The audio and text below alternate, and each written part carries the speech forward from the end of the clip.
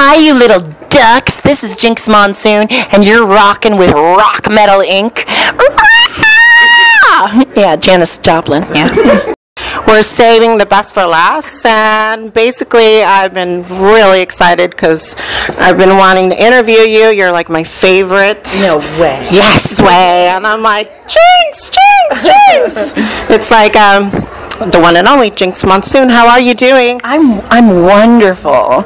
How are you doing? Did you have fun tonight? Yes, I did. Your voice is so cunty. Get your voice so high. I never hit puberty. I'm still waiting. So tell me about your name, Jinkx Monsoon. How did you come about that? Jinkx is, my boy name is actually a word that means lucky or like miraculous or something. I don't know. So I picked Jinkx because Jinkx is truly my alter ego. She's like she's the villain to my Peter Parker, you know. I don't know. Okay. And then Monsoon is after Eddie Monsoon from Absolutely Fabulous, one of my all-time favorite TV shows. Yeah. Right. Yeah. So how long have you been Jinkx Monsoon? I have been Jinkx Monsoon for just under a decade now. Yeah. I started when I was about 15 years old in an all-ages pageant, an under-21 pageant at an all-ages nightclub called the Escape Nightclub in Portland, Oregon. Hi, everyone. Look, it's Jinkx. I'm on TV.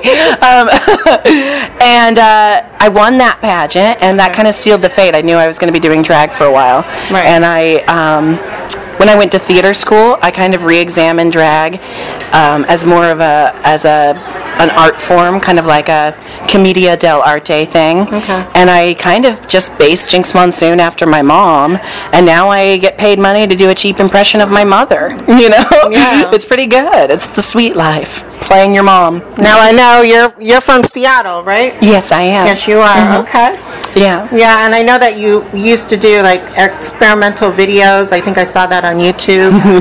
Yeah. Different characters. Oh yeah, I do a lot of. I mean, I have a lot of characters. Jinkx Monsoon is like the base of she's the trunk of the tree. Okay. But then I have all these other little characters. Like, I love the Grey Gardens impersonation. Oh, you look absolutely terrific. Honestly, you know, Mother wanted me to come out in a kimono, so we had quite a fight.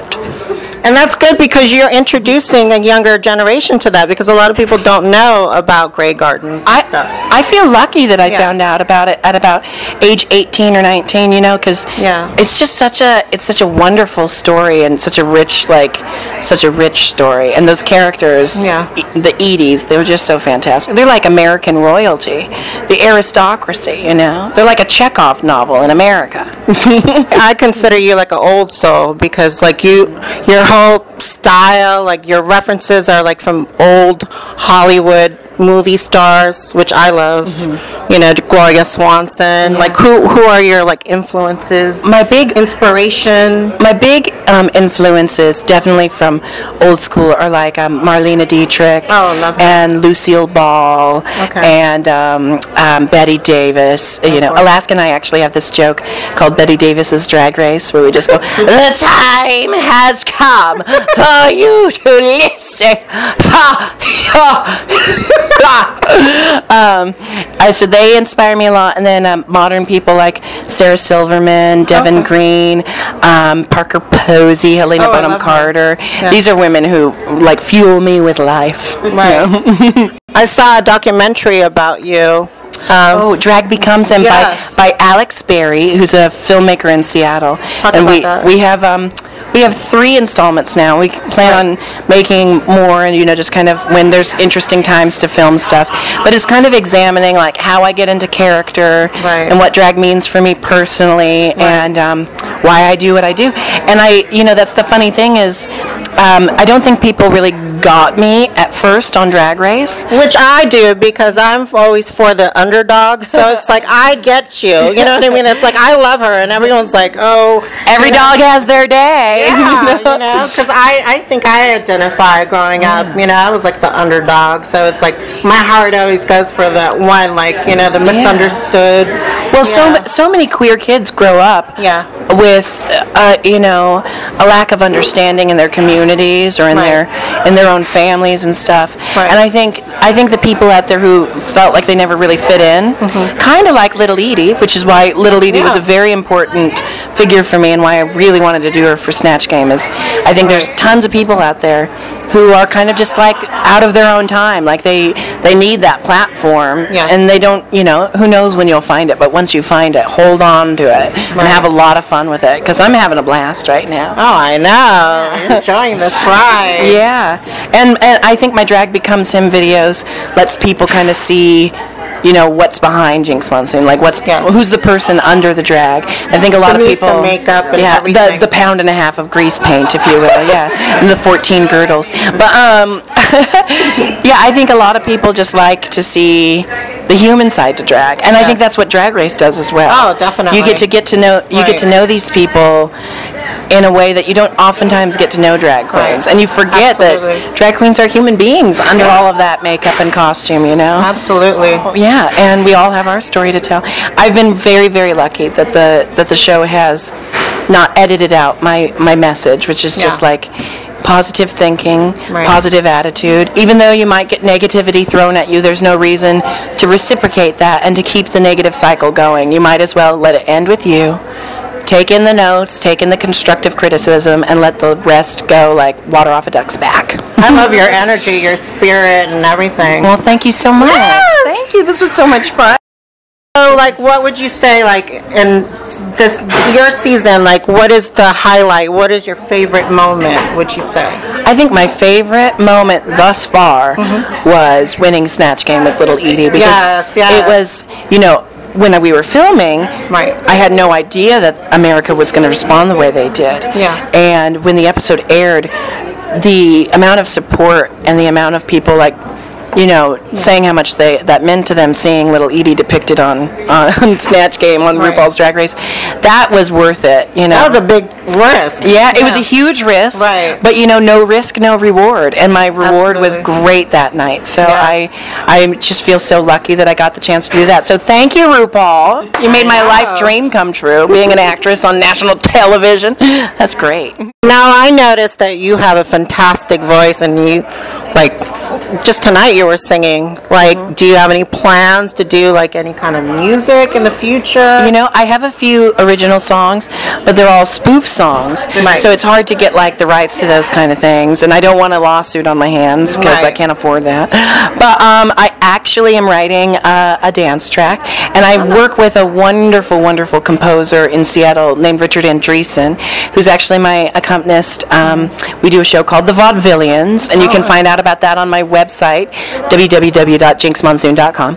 And so we do a lot of original music together, so I think maybe someday there might be an album of some of our more it's kind of smoky, sultry cabaret music, Yes, very a chanteuse. I can give you a little taste of it.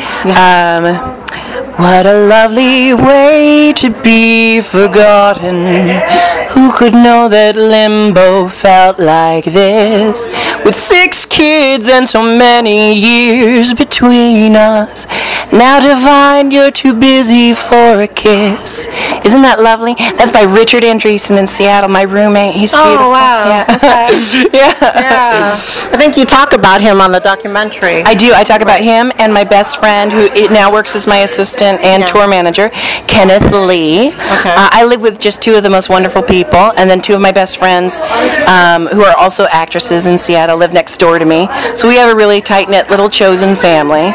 You know how important a chosen family can be. Oh, yeah. I have a wonderfully accepting blood family, but it's still important to have that group of people who you can 100% be yourself around.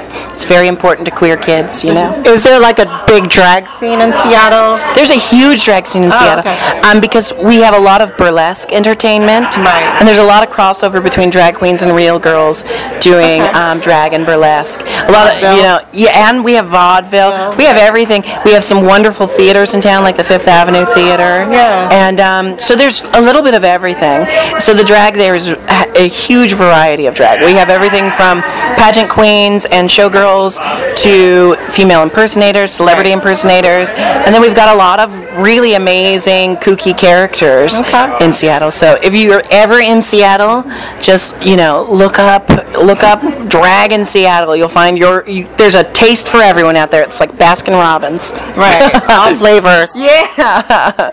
Okay, so last but not least, where can people find you? You can check on my website again, JinkxMonsoon.com, where you can also buy t-shirts, posters, and makeup. I do organic, non-toxic makeup made by Atomic Cosmetics in Seattle. Oh, nice. And we ship it out to you. So if you need any eyeshadow or lipstick, or my blush is called Cougar. It's named after me. And then you can check my calendar and find out where I am touring.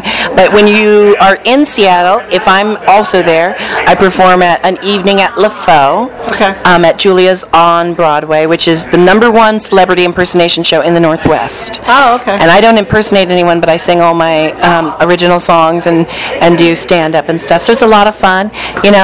Bachelorettes come in, buy buckets full of liquor, get really fucked up, and let me make fun of them on stage. So wow. I have to check out Seattle because my best friend lives in Seattle. It's beautiful. Yes. Say hello to Anouk. Hi, Anouk. If you know, Seattle's wonderful if you want to maintain a lily white complexion, because we ain't got no sun in Seattle. That's why we're not, we don't have any wrinkles or tans. You take the good with the bad. All right. What message to your fans? Keep doing what you do. Yes. Find what gives you life, and then ride that till the end, ladies and gentlemen. And let all that negativity that the world throws at you just be water off a duck's back. On that note, we're done, and thank you very much.